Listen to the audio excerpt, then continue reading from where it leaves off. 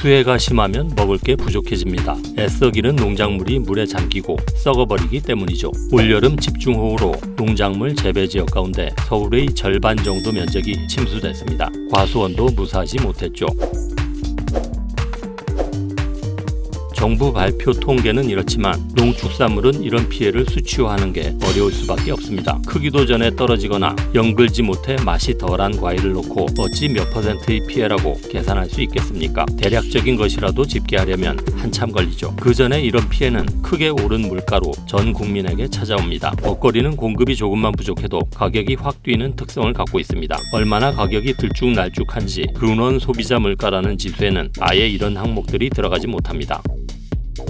이것까지 넣어서 계산하면 제대로 된 물가를 보지 못한다는 거죠. 이 지수에 못 들어가는 대표적 항목이 농산물 그리고 석유입니다. 그럼 농산물이나 석유는 왜 이리 가격이 급등하거나 급락할까요? 우선 공급 변동성이 크기 때문입니다. 이번 수해처럼 날씨가 재난 수준이면 농산물 공급이 확 줄어들고요. 석유는 오페크 회원국들이 생산량을 줄여버리면 큰 영향을 받죠. 단순히 공급량 때문인가요? 아닙니다. 농산물이나 에너지는 모든 생산물 중에 인간 생명에 가장 직접적으로 관련이 있죠. 당장 먹을 것이 없으면 사람은 굶어 죽고요. 에너지가 없으면 얼어 죽습니다.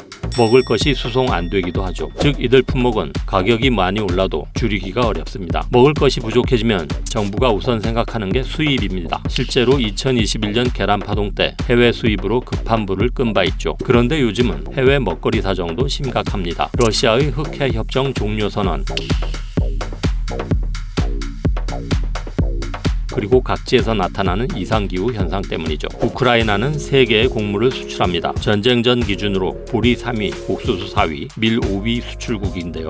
밀을 주식으로 하는 나라가 많아 아주 중요합니다. 지난해 전쟁이 터지면서 우크라이나의 곡물 수출길이 막히자 세계 식량 위기가 발생했죠. 곡물값이 뛰고 특히 저소득 국가들은 식량난이 고조됐습니다. 유엔과 튀르키예가 급히 중재해서 흑해 곡물 수출선의 안전을 보장하는 협정을 맺었습니다. 하지만 전쟁으로 서방의 제재를 받은 러시아는 제재를 풀지 않으면 이 협정도 없다며 이번에 종료를 선언해버렸습니다. 거기에 더해 우크라이나 곡물 수출의 주요 항구인 오데사항을 폭격했고요. 우크라이나 전쟁이 처음 터졌을 때 심각했던 상황보다는 그렇게 아주 급등하는 양상은 아니긴 한데 이러한 사태 자체가 장기화 된다라고 하면 당연히 이제 농산물 특히 에그플레이션 이런 우려도가 커질 수 있고 협정에 복귀하려면 여러 조건이 맞아야 한다며 강경 입장을 고수했습니다.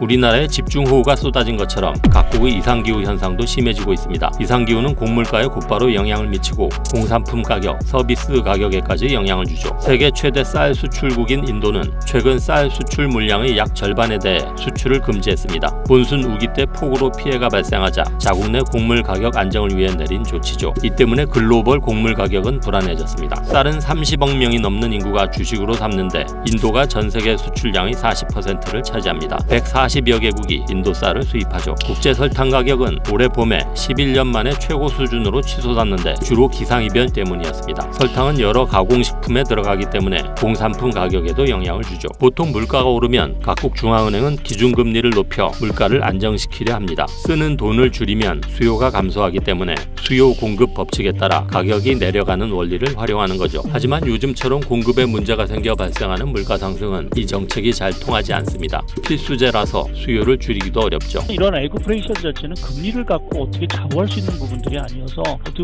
보면 중앙은행 통제 밖에 있는 물가 흐름이어서 사실은 조금 더 이제 연준이나 또 여타 중앙은행의 고민스러운 부분들이 되겠죠.